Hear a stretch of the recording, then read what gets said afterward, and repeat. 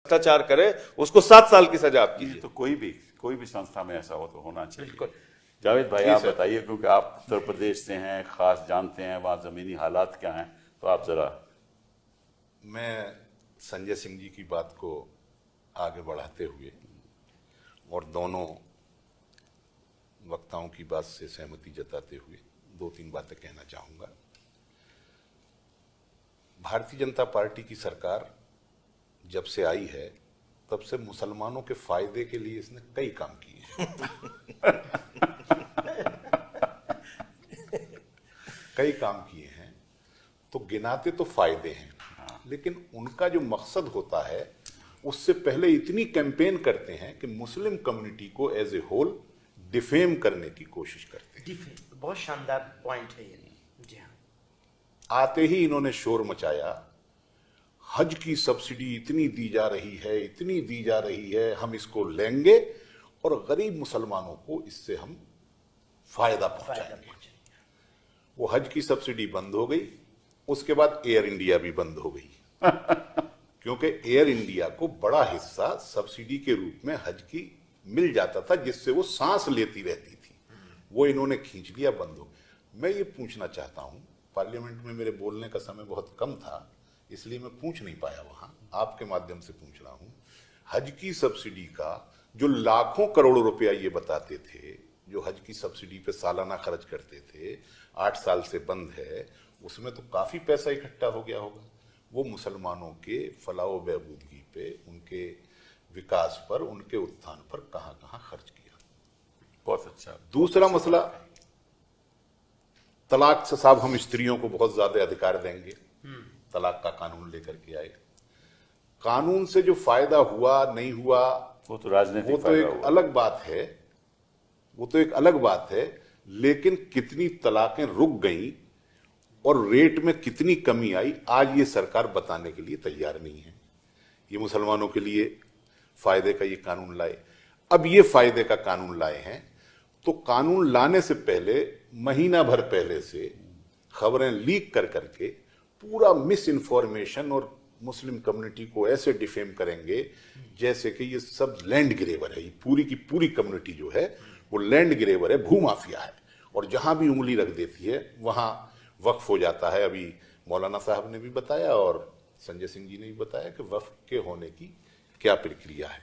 मैं आपसे ये कहना चाहता हूं कि जो मिस इन्फॉर्मेशन इन्होंने फैलाई है उस पर गौर करने की जरूरत है। नंबर 1, जहां भी उंगली रख देंगे वहां वक्फ हो जाएगा, जबकि कहीं से कहीं तक ऐसी कोई बात नहीं है। आप कानून के जानकार हैं, आप जान। एक मिस इन्फॉर्मेशन इन्होंने फैलाई ट्राइब्यूनल के बारे में कि साहब वो ट्राइब्यूनल जो है वो जो फैसला कर देगा उसको चुनौती नहीं दी जा सकती। देश के अंदर मैंने पढ़ रहा था, क्योंकि मैं कानून नहीं जानता इसलिए पढ़ के ही थोड़ी बहुत जानकारी लेता हूं। कहीं मुझे पता चला 40 ट्राइब्यूनल हैं, कहीं पता चला 70 ट्राइब्यूनल हैं, और उनमें से अनेक ट्राइब्यूनल ऐसे हैं जिनके निर्णय को चुनौती देने की वही प्रक्रिया है जो वक्फ के ट्राइब्यूनल की प्रक्रिया। और ट्राइब्यूनल तो छोड़िए सर, हमारे उत्तर प्रदेश में और देश में और प्रदेशों में भी होगा, एक परमानेंट लोक अदालत है। परमानेंट लोक अदालत में रिटायर्ड डिस्ट्रिक्ट जज उसका चेयरमैन होता है और 2 सामाजिक कार्यकर्ता उसके मेंबर होते हैं। वो एक सीमा तक, अस्पताल से विवाद हो तो, बिजली से विवाद हो तो, फीस का विवाद हो तो, इस तरीके के सिविल मैटर्स को वो तय करते हैं। उनके फैसले को भी सिविल कोर्ट में चुनौती नहीं दी जा सकती, उसमें भी रिट में ही जाया जा सकता है, हाई कोर्ट में। तो एक परमानेंट लोक अदालत जो न्याय व्यवस्था में बहुत छोटी सी चीज है, उसके अंदर भी आप ये अधिकार मतलब नहीं दे रहे हैं उसे चैलेंज करने का, तो वक्फ का तो ये आस्थाओं से भी जुड़ा हुआ मामला है, धर्म से भी जुड़ा हुआ मामला है, बड़ी प्रॉपर्टी का भी मामला है, और फिर सामाजिक कल्याण के हेतु ये काम किए जा रहे हैं, इसका मामला है। फिर साथ में भी एक बहुत ही इंपॉर्टेंट चीज ये है कि ये ट्रिब्यूनल मुसलमान नहीं बनाते हैं। वही मैं अर्ज कर रहा हूं। मैं अब दूसरी बात नहीं कह रहा हूं कि ट्राइब्यूनल बनता कैसे है। ट्राइब्यूनल कोई मुतवल्लियों की जमात नहीं बनाती है, जमात उलमा हिंद नहीं बनाती है, मुस्लिम पर्सनल लॉ बोर्ड नहीं बनाता है। ट्राइब्यूनल में जो भी नियुक्तियां होती हैं वो सरकार के द्वारा होती हैं, सरकार करती है।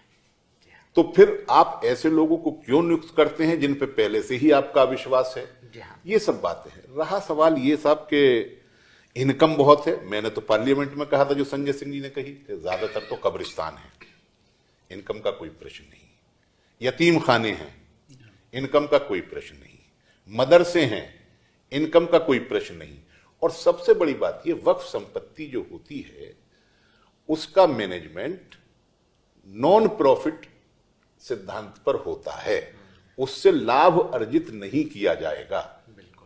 यहां जो हमदर्द दवाखाना जिसका आजकल बहुत चर्चा है, उसके जो वो उसका दस्तावेज है उसके अंदर भी लिखा हुआ है कि नॉन प्रॉफिट कंपनी है, वक्फ कंपनी है, वो नॉन प्रॉफिट है, उससे प्रॉफिट होने का कोई सवाल नहीं है क्योंकि कोई व्यापारिक प्रतिष्ठान नहीं है। सोच असली वक्फ यही है कि ये जो एक बार अल्लाह को दी गई उसके बाद उसकी कोई खरीदो फरोख्त नहीं हो सकती।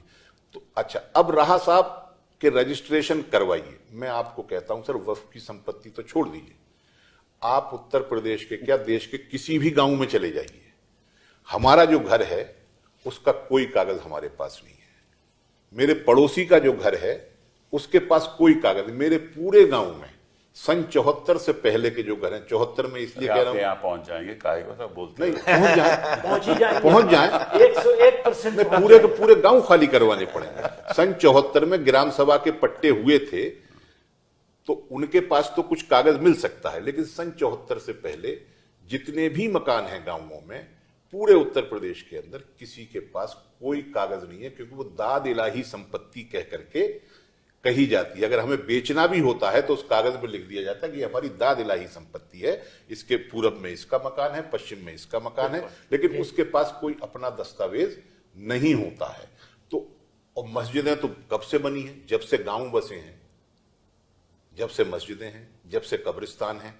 अब इनके ये दस्तावेज मांगेंगे तो फिर वो तो मेरे गांव के आसपास जो मंदिर हैं उनके भी नहीं है, पुराने मंदिरों में, गांवों की मैं इस बात कर रहा हूँ, शहरों की नहीं। सबके मांगने चाहिए फिर। नहीं, मैं कहूँ नहीं, या फिर किसी के नहीं मांगने चाहिए, या किसी के नहीं, या किसी के नहीं मांगने चाहिए, मतलब इस हाँ, लेकिन इस मुद्दे को मैं नहीं उठाना चाहता हूं। इसे कहते हैं इस तरह नहीं हमारे उठाना ततैन चाहता। नहीं, होती वो है। मांगेंगे आगे कब्जा करने इस के लिए ततैन सबके के मांगेंगे। छत्ते में हाथ डालना ही नहीं चाहिए।